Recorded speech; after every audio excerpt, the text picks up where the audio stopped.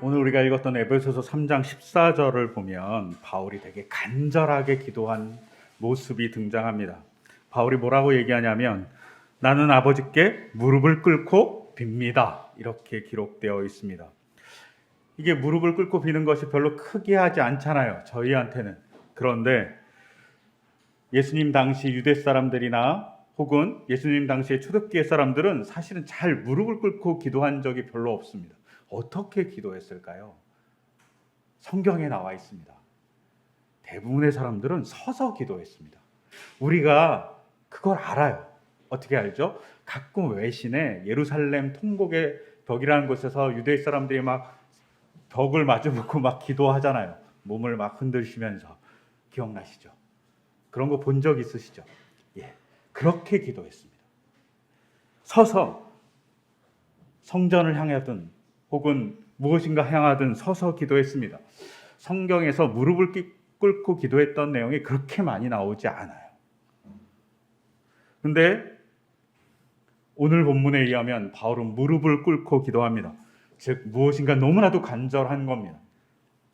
그리고 그 간절한 것을 더욱더 간절하다는 사실을 알 수 있는 건 그 기도를 받아주는 대상을 향해서 뭐라고 얘기하냐면 15절에서 아버지라고 부릅니다. 근데 아버지라고 부르는 것을 우리가 잘 볼 필요가 있습니다. 보통 하나님, 주님 이렇게 호칭하는 것이 아니라 아버지라고 부르는 것은 이것을 들어줄 분이 우리 집 가장 같아요. 이렇게 얘기합니다. 근데 이것을 더 확고하게 증명하는 게 뭐냐면 뭐라고 얘기하냐면 아버지께 기도 드리는데 그 아버지가 어떤 아버지냐 하면 각 족속에게 이름을 붙여주신 아버지라고 얘기합니다. 여기서 족속이라는 헬라어가 파트리아예요. 파트리아는 신약 성경에 딱 3번밖에 안 쓰였어요. 뭐 구약까지 다 합쳐도 그렇게 많이 쓰인 단어가 아니에요. 한 20번 정도 나오는 것 같아요. 제가 찾아보니까. 파트리아는 족속이라고 번역했지만 가끔은 가문으로 번역하기도 해요. 혹은 그거보다 더 좁은 의미, 가족으로 번역해요. 저는 개인적으로 이 파트리아를 이 본문에서는 가족으로 번역하는 것이 되게 좋지 않을까 개인적으로 생각해요. 즉 하나님께서는 하늘과 땅에 있는 각 가족에게 이름을 붙여주신 분입니다 라고 보면 훨씬 더 잘 맞지 않을까 싶어요. 아버지라고 불렀으니까요. 근데 우리가 어떻게 하죠? 가정에서 자녀에게 누가 이름을 붙여주죠? 자녀가 태어났어요. 그러면 이름을 대부분은 아버지가 붙여주죠. 성경에도 아버지가 붙여주기도 하고 어머니가 붙여주기도 하지만 기본적인 전통에 의하면 아버지가 자녀의 이름을 붙여줍니다. 즉 15절의 내용은 하나님이 나의 아버지라는 거예요. 우리 가족의 가장이에요 라고 얘기합니다. 우리 가족의 가장인 아버지께 내가 정말 부탁할 것이 있어요 라고 바울이 얘기하는 겁니다. 그런데 여기 더 재밌는 것은 아버지란 헬라어입니다. 사실은 이게 그냥 우리 말로 보니까 아버지께 그리고 그 아버지는 각 가문에 가정에 이름을 붙여주시는 분입니다 이렇게 얘기하지만 헬라어로 보면 아버지란 헬라어가 파테르예요. 그리고 족속이라고 혹은 가정이라고 얘기한 게 파트리아예요. 비슷하죠. 파테르, 파트리아. 같은 어원에서 나온 말이에요. 우리가 파파라고 부르잖아요. 아버지를. 여기서 나온 말이에요. 둘 다 비슷한 말인 거예요. 즉 바울은 파테르, 아버지에게 우리의 가문, 가족, 파테리아를 이름 붙여주신 그 아버지에게 내가 정말 간절히 원하는 것이 있습니다 라고 얘기합니다. 그것이 자신을 위한 기도가 아니라 이 본문에는 중보하는 기도입니다. 근데 단순히 아버지라고 얘기하지 않고 뭐라고 얘기하냐면 15절에 하늘과 땅에 있는 각 족속 이름을 붙여주신 분이라고 얘기해요. 하늘과 땅에 있는. 근데 이상하지 않습니까? 땅에 있는 각 족속은 좀 이해가 되지만 하늘에 있는 족속은 이해가 안 되잖아요. 뭐 우리가 날아다니는 것도 아니고 뭐 천공의 성에 라프타에 있는 것도 아니고 이상하지 않습니까? 하늘과 땅이라는 이 말은 천지를 창조해 주신 하나님이라는 뜻이에요. 즉 바울의 고백은 하나님, 아버지, 그 아버지가 누구냐? 창조주 아버지라는 거죠. 그 아버지께 내가 정말 바라는 것이 있습니다 라고 얘기하는 겁니다. 그 정말 바라는 것의 기도 내용을 보면 첫째는 하나님께서 해주는 일이에요. 하나님께서 해주는 일인데 그 하나님께서 해주는 일이 뭐냐? 그리스도가 우리의 마음에 와서 믿음을 굳건하게 만들어주는 거예요. 믿음이 흔들릴 때 혹은 유혹에 넘어갈 때 박해가 있을 때 하나님이 우리를 굳건하게 만들어 달라고 기도하는 겁니다. 그 우리는 누구냐면 바로 에베소의 사람들 혹은 예수님을 믿는 기독교인들 그리고 현재의 우리일 수 있습니다. 아니면 전 인류일 수 있습니다. 전 인류에게 찾아가셔서 주님이 내주하시고 그리고 굳건하게 해주세요 라고 부탁하는 겁니다.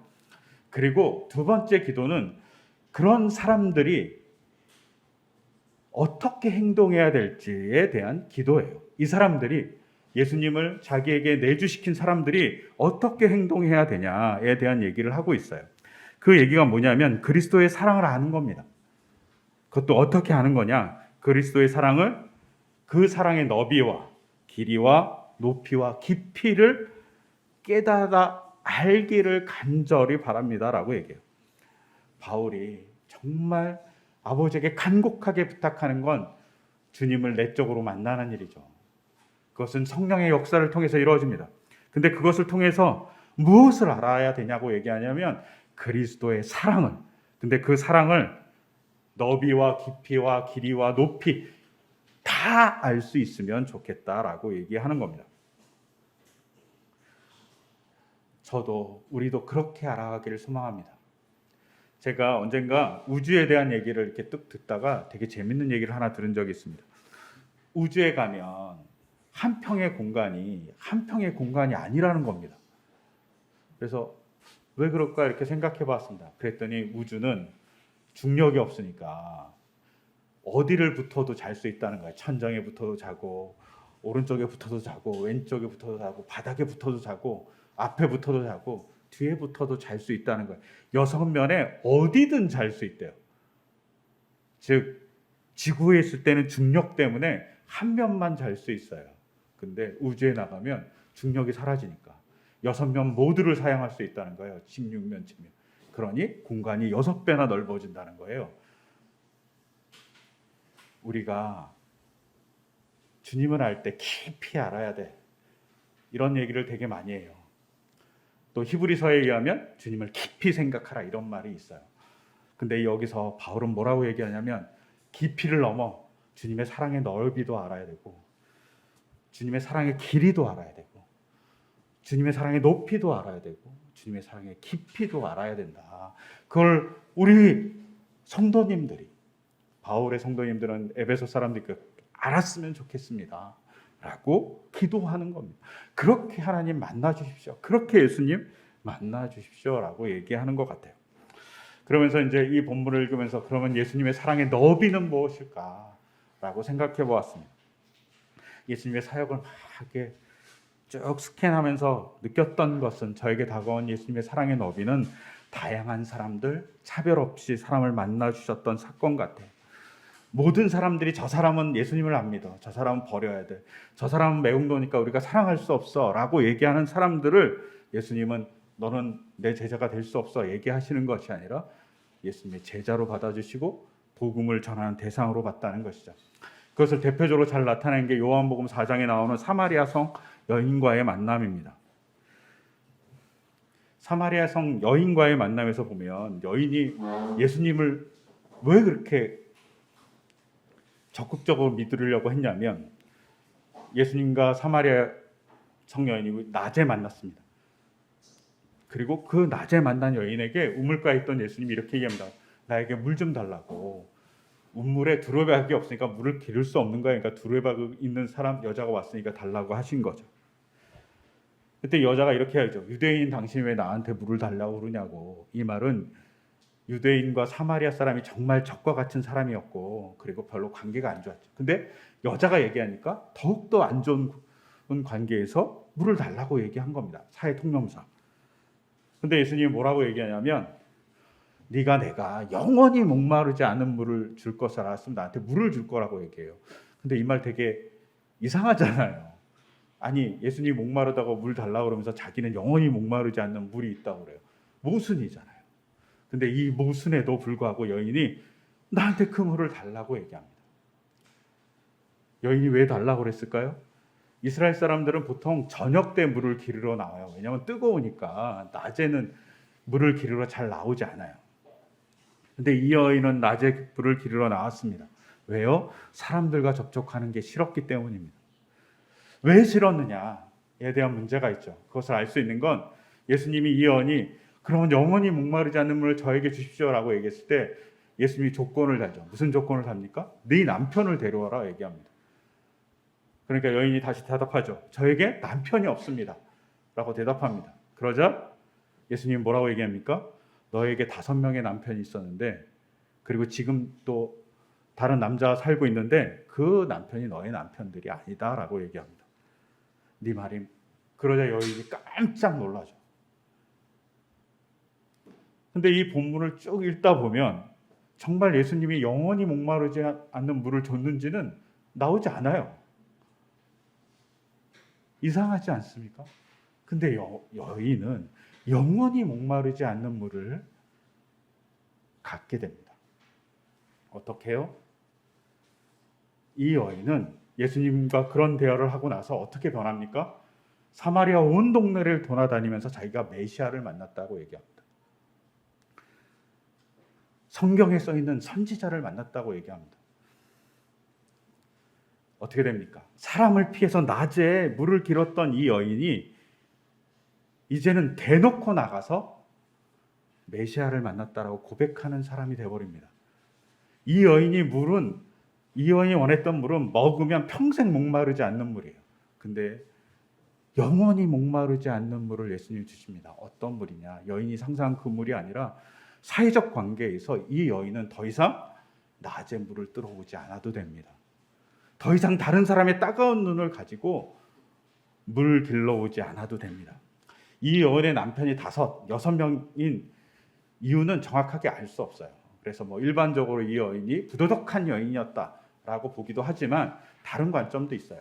이 여인은 끊임없이 우리말로 하면 남편에게 소박받는 여인이에요.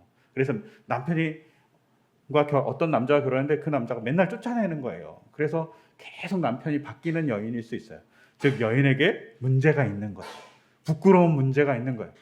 그랬더니 남자들이 그 여자를 이용할 때만 자기 아내로 있다가 별 필요 없으면 버리는, 그렇게 쉽게 버릴 수 있는 여자라고 생각했을 수도 있어요. 그런데 그런 상처를 갖고 그런 약간은 핸디캡을 갖고 있는 이 여인이 이제는 떳떳하게 나가는 거죠. 왜? 사마리아 성에서 최초로 메시아를 만난 사람이기 때문입니다. 자기의 모든 것을 알매도 불구하고 자기를 만나서 영원히 목마르지 않는 물을 주겠다라고 얘기하는 그 음성을 메시아로부터 들은 여인입니다. 이 관계 안에서 그를 회복시켰던 놀라운 사건이 발생한 거죠. 여기서 폭넓은 예수님의 사랑을 볼 수 있어요. 유대인들은 사마리아 사람과 정말 사이가 안 좋았습니다. 그리고 그 사마리아 사람과 사이가 정말 안 좋은 것 중에도 사마리아 사람들이 여성을 차별했던 일이 있었고 그 차별받는 여성은 너무나도 부끄러워서 낮에만 물을 길러 나왔던 거죠. 근데 그런 여자까지 예수님이 만나주셨다는 것이죠. 그리고 그 여자의 깊이 있는 사랑은 그 여자의 상황을 정확하게 아셨다는 겁니다. 물을 달라고 했는데 조건을 걸잖아요. 너의 남편을 데려와라. 그의 삶을 깊이 알고 있었던 예수님의 모습이 있습니다. 그래서 그 깊이 알고 있는 그 여성의 문제에 대해서 회복시키기 위해서 당당하게 걸어나갈 수 있는 해결책의 대화를 하고 계셨다라고 볼 수 있어요. 이런 것이 성경에는 가득합니다. 사마리아 지방을 넘어서 예수님이 두로 지방을 북쪽으로 더 올라간 거죠. 두로 지방을 간 적이 있어요. 두로는 그냥 이스라엘 땅이 아니라 다른 나라예요. 그리고 이 다른 나라에 가서 시로페니키아 여인이 자기 딸이 아팠어요. 그래서 고쳐달라고 얘기해요. 그래서 예수님, 저희 딸을 고쳐주세요. 그랬더니 예수님이 뭐라고 하냐면 자녀들을 먼저 배불리 먹어야 한다. 자녀들이 먹을 빵을 집어서 개들에게 던져주는 것은 옳지 않다라고 그 여인에게 내가 치유하지 않을 거야 라고 시로페니키아 여인에게 대답합니다. 그러자 그 여인이 뭐라고 합니까? 주님, 그러나 상하이에 있는 개들도 자녀들이 흘리는 부스러기는 얻어먹습니다. 그러니 이방 여인인 저의 딸을 좀 고쳐주십시오라고 예수님에게 간구합니다. 그때 예수님이 한 일은 너는 이방 여인이니까 안 고쳐줄 거야 이렇게 얘기한 게 아니라 그 딸을 고쳐줍니다. 즉 예수님은 다양한 사람들 폭넓게 만나주시고 회복시켜줍니다. 예수님이 부정하다고 이스라엘 사람들이 생각하는 문둥병 환자, 아마도 악성 피부병이었을 겁니다. 그 악성 피부병에 걸린 사람도 고쳐줍니다. 근데 여기서 놀랍죠. 어떻게 고쳐줍니까? 그를 만집니다. 그 사람은 부정하다고 얘기하면서 자기가 절대로 누군가에게 접촉하면 안 되는 사람으로 사람들에게 인식시켜주는 사람이에요. 그래서 문둥병 환자들은 돌아다니면서 누군가 자기를 만질까봐 저는 부정한 사람입니다 이렇게 소리 지르면서 다녀야 됐어요. 근데 그를 만집니다. 이스라엘 사람들이 싫어하고 거부하는 사람들도 찾아가서 만나주시는 거죠. 또한 이스라엘 사람들이 매국노라고 생각했던 삭개오도 만나서 이야기해 주십니다. 이것이 주님의 폭넓은 사랑인 것 같아요. 이런 점에서 저는 주님을 만납니다. 제가 어떠할지라도 만나주신다. 제가 어떤 부족함을 가졌을지라도 주님은 저를 만나주신다. 이방인도 만나고 악성 피부병을 걸린 사람도 만나고 또한 적대적인 인물이라고 생각했던 사마리아 사람도 만나주시는 주님은 저에게 그렇게 온다. 그런 사랑을 우리가 만나기를 소망합니다. 또한 우리가 그런 사람이길 소망해요. 증오의 눈으로 끊임없이 사람을 증오의 대상으로 바라보는 것이 아니라 사랑의 눈으로 바라보는 우리이기를 소망합니다. 혐오와 편가르기로 누군가를 얘기하는 사람이 아니라 사랑의 눈으로 한 공동체를 만들어가는 우리이기를 소망합니다. 그것이 넓은 사랑을 배우고 넓은 사랑을 하는 것이라고 보여집니다. 또한 두 번째로 바울은 우리에게 뭐라고 얘기하냐면 길이의 사랑을 알아야 된다고 얘기합니다. 예수님의 길이의 사랑이 뭘까 이렇게 생각해 보았습니다. 길이의 사랑은 끝까지 포기하지 않는 사랑 같아요. 예수님이 자신을 배신한 제자들을 끝까지 사랑합니다. 예수님 십자가에 달린 쯤에 제자들이 다 도망갔어요. 배신했어요. 근데 그들을 부활하셔서 어떻게 하십니까? 혼내주거나 뭐 이런 게 아니라 찾아가셔서 그들을 만나주시고 그들을 위로해 주십니다. 그들에게 나의 사도가 될 거라고 얘기해 줍니다. 끝까지 사랑하시는 것이죠. 이런 끝까지 사랑하는 모습은 어디까지 갑니까? 예수님의 사랑하는 사도인 스데반을 죽이는 것에 동조한 바울이 있었습니다. 사도 바울이. 근데 그가 예수님을 믿는 사람들을 잡으러 막 다메섹으로 갈 때 사막에서 빛으로 만나주신 분이 예수님입니다. 바울도 끝까지 사랑하시는 거죠. 끝까지 사랑하시는 분이 있기 때문에 온전히 우리가 살 수 있습니다. 우리를 포기하지 않는다는 거죠. 또한 어떻습니까? 요한복음에 의하면 예수님이 돌아가시고 하늘로 올라가실 것을 아시고 기도합니다. 근데 기도할 때 뭐라고 얘기합니까? 내가 하늘로 올라가면 내가 보혜사를 보내줄게 이렇게 얘기합니다. 우리가 보통 성령이잖아요.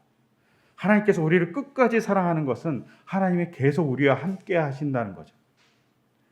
예수님이 가셨는데 그 자리가 빈 공항의 상태가 아니라 성령이 와서 같이 있는 상태라고 얘기하는 겁니다.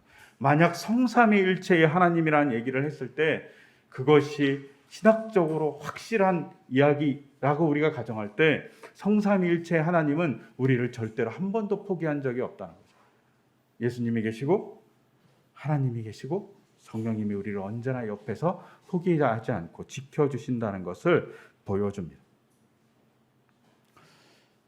우리가 이렇게 끝까지 우리를 포기하지 않는 하나님을 배워서 우리가 자녀를, 친구를 끝까지 사랑해야 되겠죠. 하지만 무엇보다 중요한 건 우리를 끝까지 사랑하시는 예수님의 사랑을 우리가 놓지 않는 겁니다. 아, 하나님이 나를 끝까지 사랑해. 그것을 놓지 않고 바라보는 것이 중요합니다. 그럴 때 우리는 하나님의 사랑, 예수님의 길이의 사랑을 만날 거라고 생각합니다. 세 번째로는 바울이 이렇게 얘기합니다. 높이의 사랑을 알았으면 좋겠다. 그리스도의 높이의 사랑이 뭘까 고민했습니다. 높이라는 게 고결하고 순결한 사랑이라고 생각하면 저는 개인적으로 높이의 사랑은 십자가의 사랑 같습니다. 오늘 읽었던 요한복음 15장 13절에 이렇게 있습니다. 사람이 친구를 위하여 자기 목숨을 버리면 이보다 더 큰 사랑이 없나니. 우리가 누군가가 헌신하는 모습을 보면 고결하고 순결하다고 얘기합니다. 그와 같이 고결하고 순결한 사랑을 예수님이 합니다. 근데 예수님이 고결하고 순결한 사랑을 어떻게 하냐면 친구를 위해서 목숨을 버리는 것이 가장 큰 사랑이다 얘기하면서 14절에 의하면 이렇게 얘기합니다.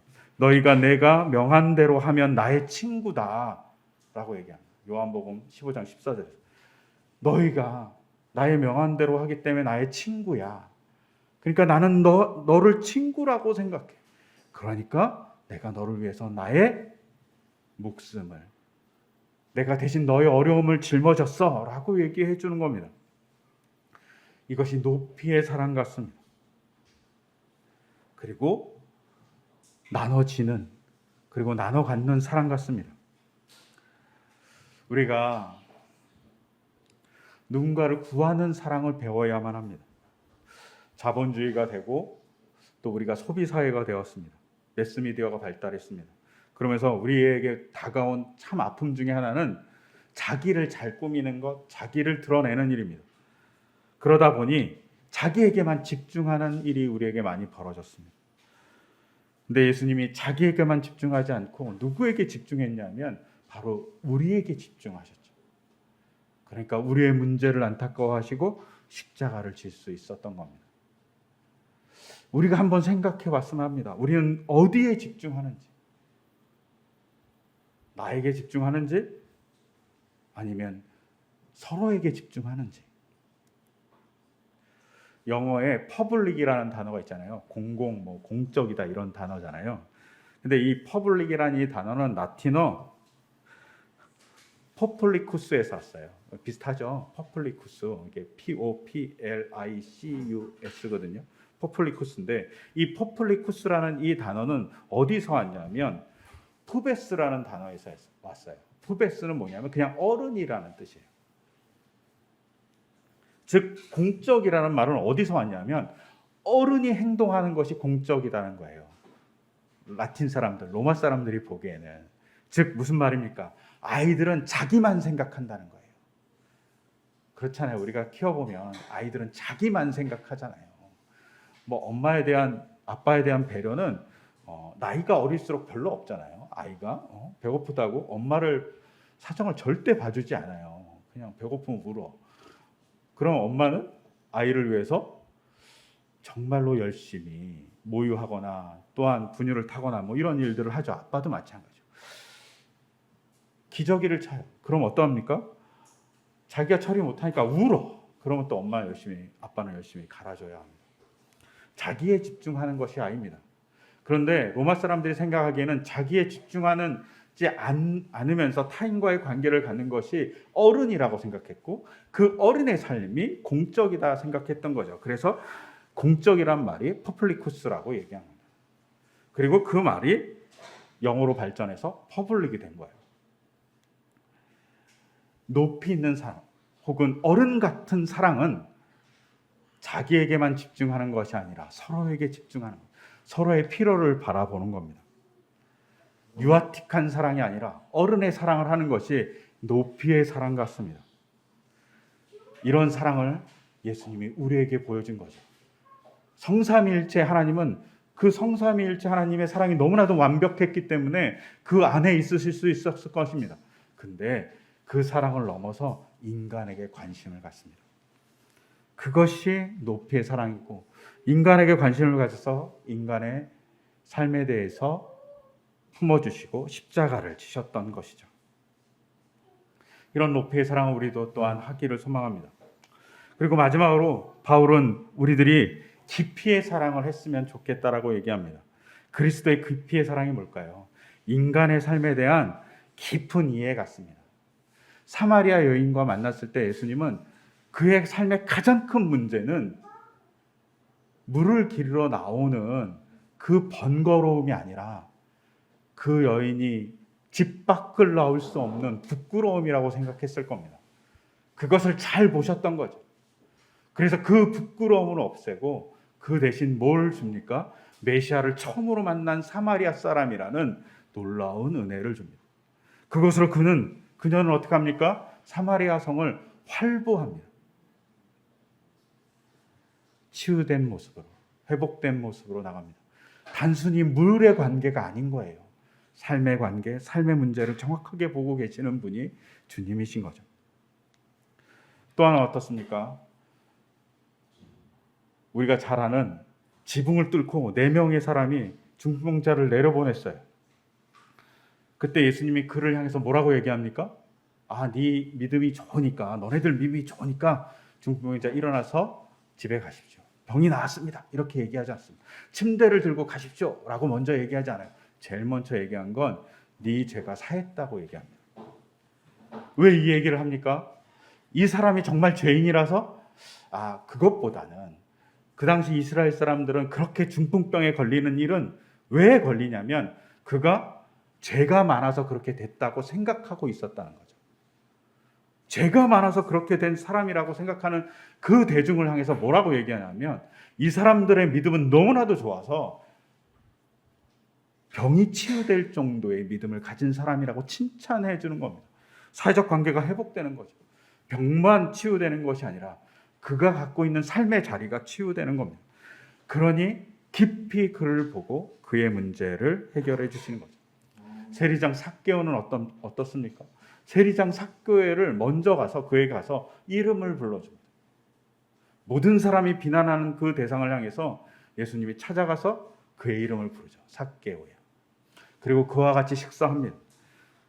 모든 사람이 버리는 자를 예수님은 같이 식사하는 자로 불러주신 거죠. 그리고 어떻게 합니까? 그가 아브라함의 자손이라고 얘기합니다. 모든 사람에게 소외받을 수 있는 자리, 도둑이라고 불리는 자리, 개라고 불리는 그 자리에 있던 삭개오를 예수님은 아브라함의 자손이라고 칭찬해 주시는 거죠. 깊이 있는 통찰이, 깊이 있는 그 사람의 내면에 대한, 삶에 대한 것을 알고 계시는 것이 주님의 모습입니다. 그렇게 우리를 사랑하시는 거죠. 우리도 그렇게 사랑하기를 바라시는 거죠. 우리가 서로를 조금 더 깊게 바라보기를 소망하는 것이죠. 이거를 잘 못할 때가 있습니다. 내 마음대로 바라봅니다. 제가 가끔 듣는 얘기 중에 하나는 당신 마음대로 생각하지 말라는 겁니다. 우리는 내 마음대로 생각해서 잘못된 해석을 하고 잘못된 해석으로 그것을 적용해서 아무리 가까운 사람이라도 힘들게 만들 때가 있습니다. 예수님이 깊이 있게 사랑한다는 건 그 사람의 삶의 자리를 깊이 보라는 겁니다. 가까이 봐야 아름답다라고 얘기합니다. 가까이 봐서 아름다움을 보는 겁니다. 그것이 우리가 가져야 될 사랑인 겁니다. 최근 들어서 언론이 되게 어지럽습니다. 수혜당한 분들의 아픔에 동참하지 못하고 그들을 가까이에서 그들의 삶을 공감해 주지 못한 많은 사람들의 그 말들이 우리가 잘 아는 어지러움으로 다가왔습니다. 그건 공감하지 못하고 그들의 삶을 잘 모르기 때문입니다. 그러니까 망언과 막말이 나오는 겁니다. 사랑함으로 바라봐야죠. 이용의 목적이 아니라. 이것이 우리에게 필요한 것입니다. 그래서 바울은 간절히 바라는 거죠. 자기가 체험한 예수님의 그 넓이의 사랑, 포기하지 않는 그 깊이의, 그 길이의 사랑, 너무나도 고결해서 누군가의 아픔을, 내 아픔을 안아주면서 희생해주는 그 높이의 사랑, 또한 우리의 내면의 문제를 깊이 통찰하며 그 문제를 해결하기 위해서 찾아오시는 그 깊이의 사랑을 바울은 만났고, 그 바울이 만난 예수님을 에베소의 사람, 아니 기독교인 전 인류가 알기를 간절히 소망한다고 얘기합니다. 여러분, 그렇게 여러분들이 예수님을 그렇게 만나기를 소망합니다. 최근 제가 이스라엘에서 만났던 목사님 중에 한 분이 책을 내셔서 그 책을 제가 사서 읽었습니다. 근데 그 앞에 이런 말이 있었습니다. 자기가 정말 좋은 직장에 다니고 잘 나가고 있었는데 우울증에 걸리신 겁니다. 너무나도 혼자 있는 방 안에서 죽고 싶었다고 얘기합니다. 그분이 너무 죽고 싶다가 우연히 요한복음 1장을 딱 피는 순간 그 말씀이 자기에게 다가와서 자기를 막 사로잡았다는 겁니다. 그리고 1시간도 안 돼서 요한복음을 다 읽었다고 책에 써 있더라고요. 그분은 진정으로 그렇게 예수님을 만난 거죠.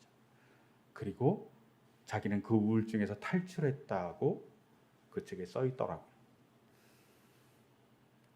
왜 우울증에 걸렸는지, 왜 그렇게 아팠는지는 모르겠어요.